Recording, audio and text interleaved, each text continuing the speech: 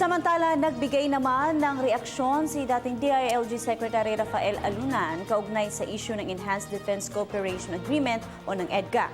Ayon kay Alunan, lubos na makakatulong ang EDCA sa pagtaboy ng Pilipinas sa mga panganib na dala ng bansang China sa mga teritoryong sakop ng West Philippine Sea.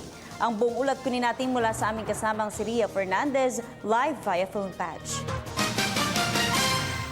Princess Caboron, dating kalihim ng DILG at may senatorial candidate na si Rafael Alunan III sa Enhanced Defense Cooperation Agreement o EDCA.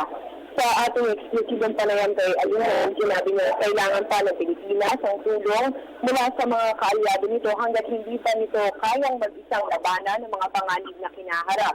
Malaking tulong ang presensya ng mga Amerikano sa Pilipinas sa pagtagon sa mga panganib na dala ng ibang bansa gaya ng China na patuloy na umaangkin sa ating mga teritoryo sa West Philippine Sea.